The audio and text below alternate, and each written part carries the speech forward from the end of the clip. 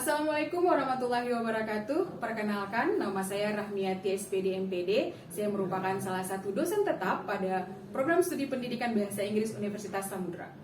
Video ini saya susun sebagai salah satu persyaratan diri dosen atau PDD untuk pemenuhan persyaratan sertifikasi dosen pada gelombang 1 tahun 2025, khususnya aspek unjuk kerja pada kegiatan pembelajaran. Mata kuliah yang saya pilih pada video pembelajaran hari ini adalah Curriculum and Material Development dengan kode MK EED 445 yang merupakan mata kuliah inti dari program studi pendidikan bahasa Inggris pada semester 4 dengan bobot 3 SKS.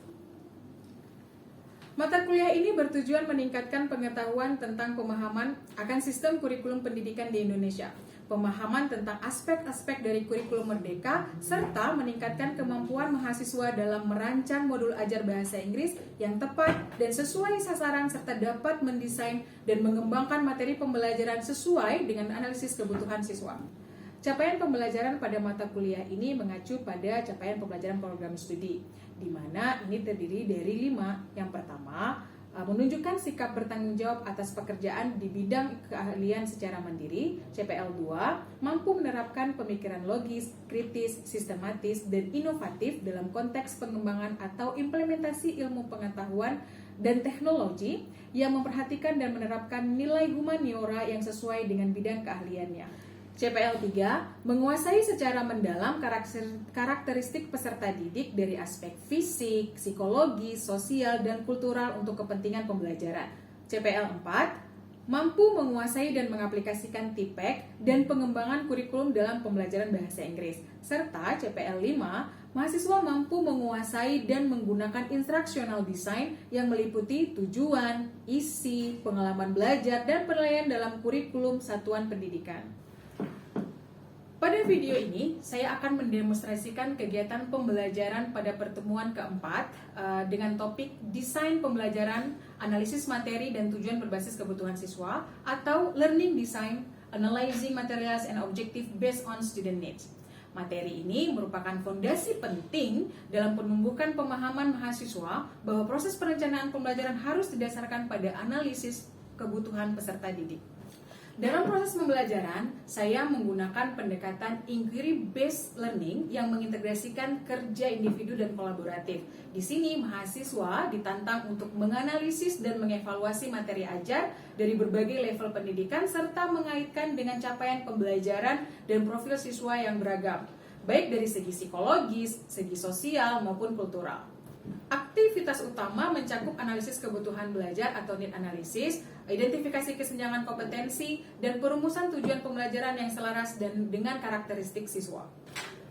Melalui materi ini, saya tidak hanya menanamkan kompetensi akademik, tetapi juga membentuk kesadaran mahasiswa untuk menjadi calon pendidik yang reflektif dan adaptif terhadap kebutuhan individual siswa. Materi ini sangat penting untuk mendukung CPL Prodi seperti kemampuan menerapkan instructional design, memahami karakteristik peserta didik, serta integrasi kurikulum dalam pembelajaran bahasa Inggris yang efektif dan kontekstual di era kurikulum merdeka. Sebagai penugasan, mahasiswa diminta mengkaji hasil penelitian terkini dan mengintegrasikannya ke dalam bentuk desain pembelajaran yang berpusat pada siswa. Mereka juga didorong untuk membaca berbagai referensi seperti Tomlinson dan Sriono agar memahami urgensi pengembangan materi yang berbasis analisis kebutuhan.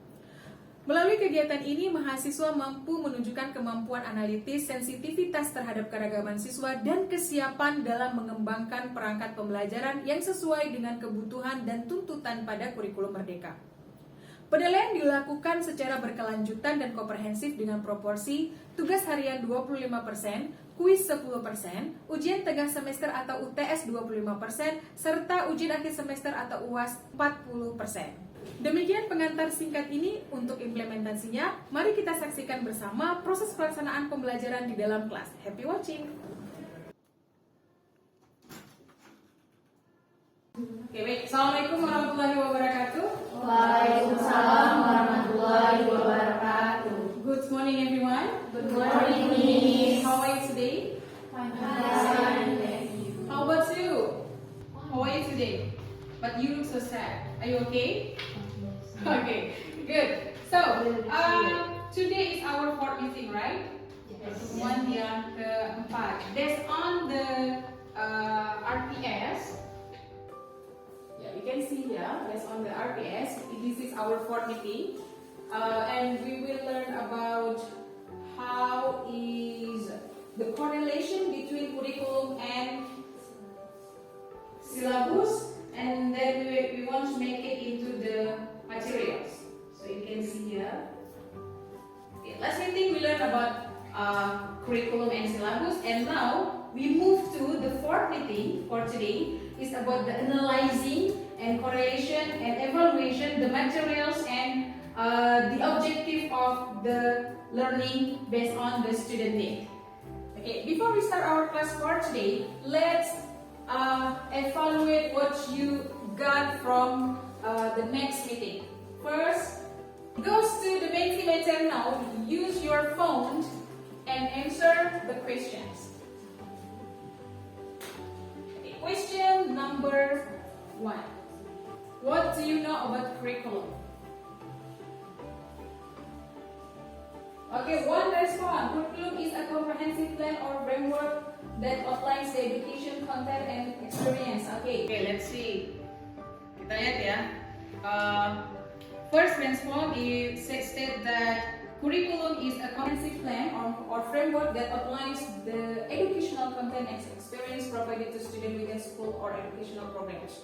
Okay, and then what is this? Curriculum is an education system by Sri. Sri what? Sri Wahyuni. Okay, the education system by Sri. Okay, what do you mean with the education system? Education system is a system that made the education being played. Okay. Berdasarkan tujuannya. Okay, being played based on the objective. Yeah. Yeah, good. Okay, let's see the question number 2. Why is syllabus is important?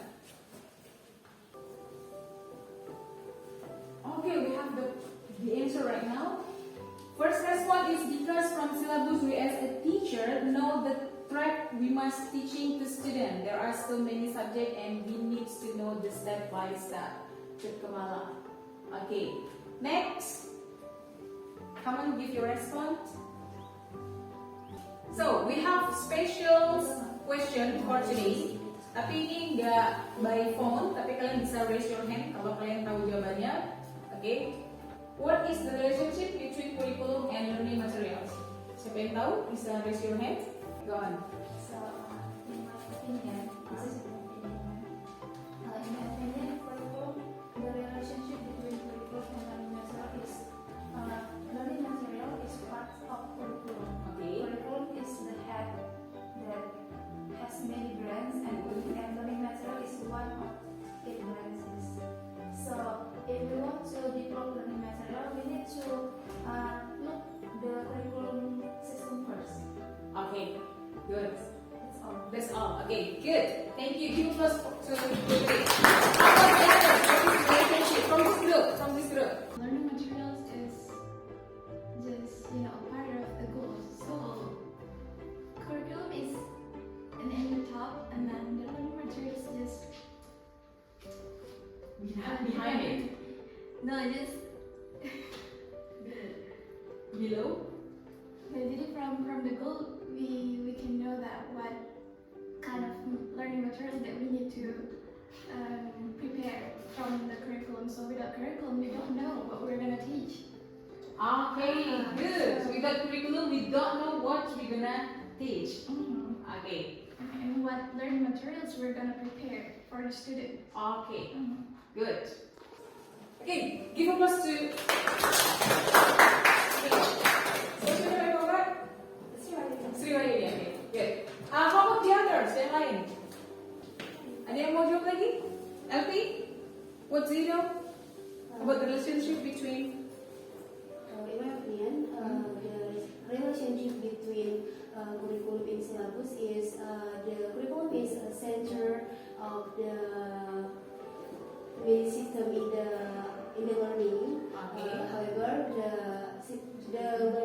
system is the kind of core part of the curriculum. Oke, good. Nah, kita lihat ini jawaban sebenarnya. The definitions of curriculum. Ini kita udah belajar next week ya. A curriculum is a written document which may contain many ingredients, but basically it is a plan for the education. Please remember, curriculum is a plan of education. Mau dibawa kemana pendidikan Indonesia ini? It is set in the curriculum. Yeah. For example, if our government wants to be the good agriculture country maybe, maka kurikulum yang disetnya akan menuju ke arah itu. 2045 untuk menuju Indonesia emas, maka please remember kalau ada emas goldnya otomatis orang-orang di dalamnya itu gimana? Apa? To be gold. Orang dalamnya to be gold. Selain to be gold, kreatif kan? Kreatif, lapangan pekerjaannya cukup banyak dan yang lain-lain. Maka kurikulum kita banyak sekali yang mengadopsi tentang teknologi. Right? How to use technology in the education? How to use technology in the learning process? Kenapa? Karena teknologi itu akan terus berkembang, it's growing up. Ya, maka kurikulum itu di-set. Kita tujuan negara kita mau kemana, maka kurikulum itu akan lahirnya ke situ. Nah, sekarang kita lihat yang ininya, silabus ya. Syllabus is an expression of opinion on the nature of language and learning. It acts as a guide for both teacher and learner by providing some goals to be attained. Jadi kurikulum itu kan sangat luas. Jadi dari kurikulum itu turunlah menjadi silabus, diperjelas. Nih SMP, anak SMP untuk menuju Indonesia Emas 2045 dia harus bisa apa? Jadi bisa di dalam silabus. Setelah dari itu di dalam silabus itu baru timbul materi-materi yang akan diajarkan. Nah dari silabus itu baru munculnya ke, kalau sekarang namanya modul ajar. Udah ada yang pernah buat modul ajar? Sudah? Sudah ya, bagus. Nah objektif, tujuan dari pembelajaran kita hari ini adalah mahasiswa mampu menganalisa, mengkorelasi, dan mengevaluasi materi dan tujuan pembelajaran berdasarkan kebutuhan siswanya. Jadi tujuan pembelajaran kita hari ini adalah supaya adik-adik semuanya nanti mampu untuk menganalisa, mengkorelasikan, dan mengevaluasi materi pembelajaran yang adik-adik temukan dimanapun. Apakah mungkin itu di internet, apakah itu nanti mungkin adik-adik dapatnya di buku pembelajaran, di mana adik-adik bisa mengolah itu berdasarkan dengan kebutuhan siswa, based on your student need. Nah, hari ini, today we will learn about principle of learning design, analyze learning material, setting learning objectives, student need, integration learning design with learner needs. Yang pertama ini adalah prinsip desain pembelajaran. Oke, prinsip desain pembelajaran. Let's see this picture. Menurut kalian, based on your opinion, which one is more attractive? The first one or the second one? The second one. This is the first one, and this the second one. Yang mana? More attractive. Second one. This one? Yes. Ada yang pilih the first one? Oke, Sri? Yeah. Oke, Sri pilih ini. Oke, the others? Tetap yang nomor 2. Why? From the example from the book, we can find so many picture and example interaktifnya dari warna dan contoh-contoh. Jadi misalnya konteks itu dia ada contoh-contoh gambar-gambarnya. Tapi kalau kekurangan dari buku ini kurang banyak materi pembelajaran kurang. Jadi dia interaktifnya dari visualnya, visual untuk membantu student untuk belajar. Oke, itu alasan dari Cuk pilih ini lebih menarik. Ya, seandainya please imagine if you are in this bookstore, ada buku dua-dua sama-sama untuk SMP ya, sama-sama untuk SMP, kamu pilih yang mana? Ternyata kalian lebih tertarik sama yang ini. Yang pilih ini, Sri, why? It's really effective for me. Yeah, because of effective in English. Right. Yeah. Okay, good. Makes sense. How about the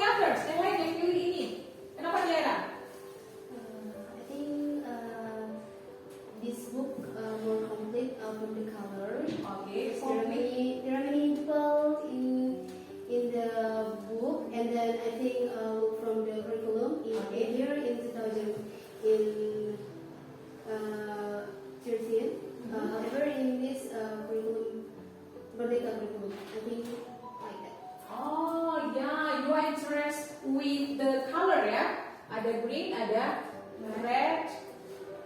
Okay, good. For junior high school, you see the student here, and you think that it's very sweet for the junior students. Yeah, but no one interacts with the bully. Okay, only you. Okay, good. How about this picture? Sudah pernah waktu kalian SD, when you were in the basic school, bukunya seperti ini kan? Yes. Seperti ini. Putri, why do you choose that? Saya merasa it will be really good juga kalau bisa membaca dengan kata sekaligus membaca gambarnya. That's Okay, all I so that's why you choose this one. Okay, good.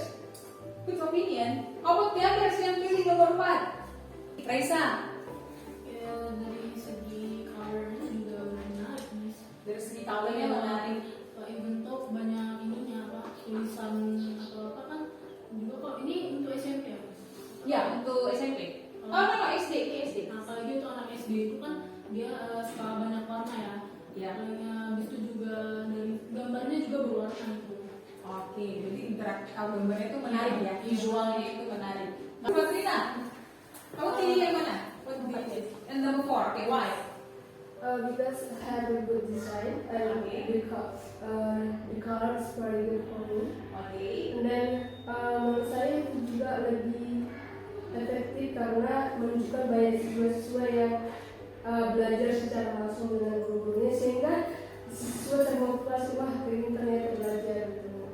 Wah, saya ternyata belajar dari gambar itu banyak ceritanya ya. Oke, ada yang mau komen tentang learning design? What is learning design? Oke. Supaya pembelajarannya nggak lari kemana-mana gitu. Kalau misalnya topiknya ini dari topiknya itu jadi nantinya nggak lari ke topik yang lain gitu. Jadi dengan desain ini lebih terarah gitu kelasnya. Oke. Oke, good. Dari Sri yang lain. Apa itu learning design? Boleh deh silahkan. Mau coba Katrina? Mungkin sama kayak kak tadi supaya lebih learning design itu adalah suatu desain yang disusun supaya pembelajaran itu lebih terarah dan tahu arahnya nanti apa yang harus dilakukan gitu. Oke, kamu lebih tahu apa yang harus dilakukan. Misalnya kita bilang what to do, right? Oke, yang lain. Ke Aina. Learning design mungkin sama seperti Di sini Bung. FPP atau modul aja gitu. Learning design sama kayak RPP sama modul aja. Karena kan dia kayak merancang pembelajaran. Melancang pembelajaran. Oke, good. Kalau menurut Seals and Ritchie, karena dia instruksional ya, learning design itu kan pembelajaran itu instruksional ya. Makanya dia bilang adalah system design adalah an organized procedure that includes the step of analyzing, designing, developing, implementing, and evaluation instructions. Jadi dia lengkap ya. Di sini kita bisa lihat ada namanya prosedur. Ya, prosedur mengenai tentang langkah-langkah untuk menganalisis, ya, mendesain, mengembangkan, mengimplementing dan mengevaluasi sebuah instruction. Learning pembelajaran kalian itu yang berbau ini. For example, contohnya misalnya ya kita bilang prosedur teks ya. Prosedur teks. Prosedur tadi apa prosedur teks? Teks yang membahas tentang latar belakang. Oke, step-step satu-satu hal. Nah, di prosedur teks, kalau kamu mau buat dia sesuai dengan mereka suka, kamu bilang aja bagaimana menjadi seorang YouTuber makeup. Beauty vlogger. Ya, beauty vlogger. Biasanya beauty vlogger ya zaman sekarang. Oke, misalnya how to be beauty vlogger. Jadi ini judulnya kalian bisa buat beauty vlogger. Padahal ini kalian baca prosedur teks. Ya, mereka paham kan? Prosedur berarti ada first, second, third, ya kan? Ada finally di ujungnya, ada conclusion. Mereka bisa buat itu. Dari beauty vlogger ini, kamu suruh buat bagaimana cara memakai eyeliner misalnya, atau how to use apa nih? Foundation misalnya, how to use foundation. Atau yang udah SMA misalnya, bagaimana cara make up ke kondangan misalnya. Bisa kan? Kamu buat materi sendiri, kamu desain. Setelah kamu desain, kamu develop, kembangkan. Kembangkan itu menjadi lebih menarik lagi. Setelah kamu kembangkan, baru kamu praktekkan ke siswanya, implementing. Di implementing itu ada evaluation, it works or not. Itu jalan apa enggak? Ternyata yang kita berikan itu, tiba-tiba kita udah suruh mereka buat bagaimana cara membuat hidung menjadi lancip, apa menjadi lancip misalnya. Itu kan berat gitu. Berarti turunin lagi, bagaimana cara pakai maskara, turunin lagi, bagaimana cara pakai bedak atau pakai skincare, boleh. Diturunin lagi, jangan dipaksakan tinggi. Tapi makanya sesuaikan dengan apa yang siswanya butuh, apa yang siswanya, kondisi siswa kalian sekarang itu bagaimana, tahap level bahasanya. Oke, ini yang disebut dengan apa tadi, learning design. Ada beberapa juga ahli lain mengatakan bahwa learning design is a systematic process for planning, sama tadi ya, udah di planning, developing, implementing effective learning experience. Jadi sesuai dengan pengalaman belajarnya. What is the instructional design principle? Apa prinsip-prinsip dalam membuat sebuah instructional design principle ya? Apa prinsip-prinsipnya? Yang pertama, ini kita lihat dulu yang paling legend dari itu ada dari si Robert Kahne ya, pada tahun 1965. Dia membuat bahwa untuk ada 9 prinsip ya dalam membuat instructional design pembelajaran. Yang pertama ada gain attention. Bagaimana desain itu bisa menarik perhatian si pelajar.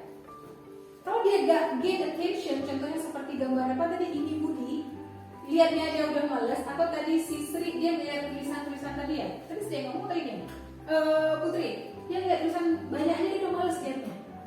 Males lah bacanya karena Sri dia literasinya agak males ya. Putri ya, Putri agak males, dia agak suka. Nah jadi buku kalian itu kan kalian yang tahu siswa kalian, you know your students, makanya kamu tahu bagaimana cara meng-gain attention your student.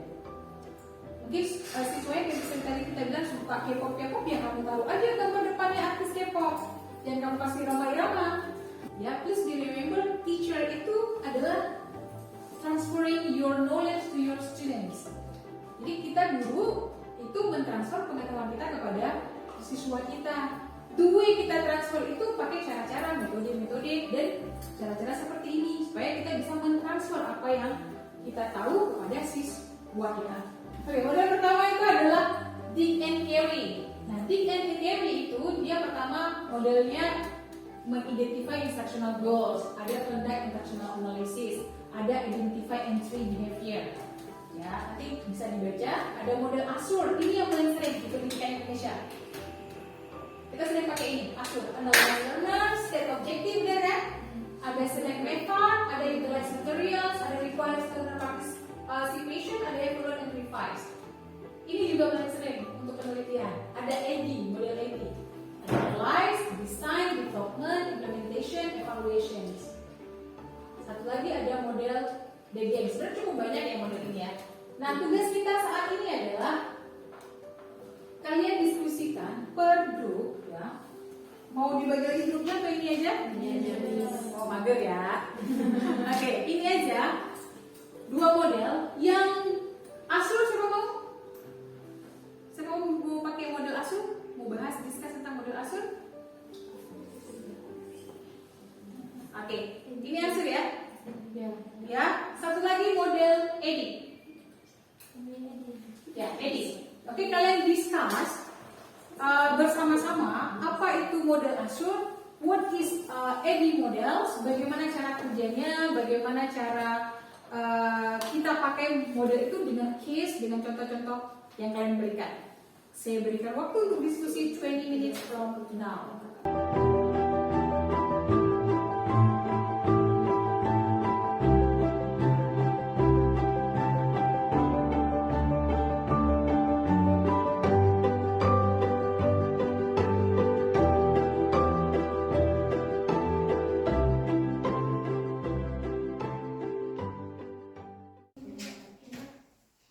Okay, finish. Okay, let's discuss, yeah, guys. Listen to me, hello. Let's discuss. Who wants to present first? Kelompok mana? What groups? Not you. Okay. How about Eddie, yeah? Yeah. Eddie yang first ya. Eddie yang first. Okay, what do you know about AD? Siapa mau first? Who wants to be first speaker in this group? What is AD? Kawan?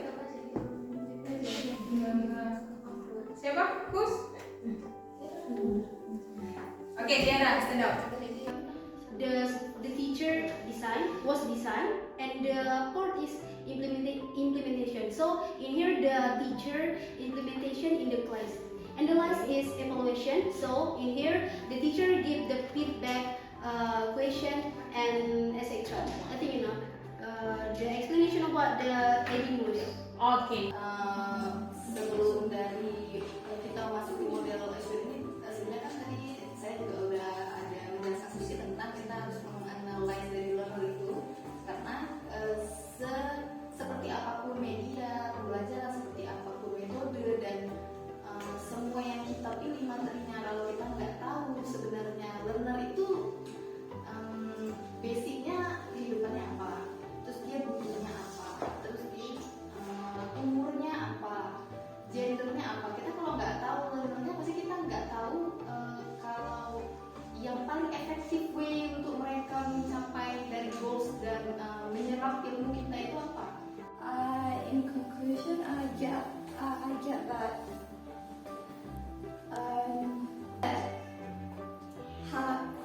I get to know how to make the learning design effectively and efficiently, because it is really important that we need to see at the student needs.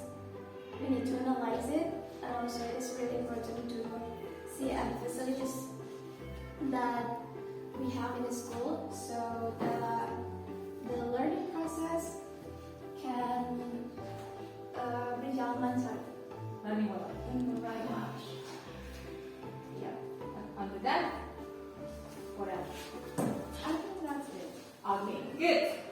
Right. Make sure you make the conclusion or read all of that, and we will discuss in the next meeting. Right. That's all for today. Enjoy your lunch maybe after this, and don't forget to study and to read many reference about how to build or to make the learning designs, and then for the next meeting. That's all. Assalamualaikum warahmatullahi wabarakatuh. Sekian video proses pembelajaran untuk mata kuliah Kurikulum and Material Development pada program studi pendidikan bahasa Inggris Universitas Samudra. Semoga video ini bisa menjadi pertimbangan yang baik dalam proses penilaian untuk sertifikasi dosen gelombang 1 tahun 2025. Akhir kata, saya mengucapkan terima kasih. Wassalamualaikum warahmatullahi wabarakatuh.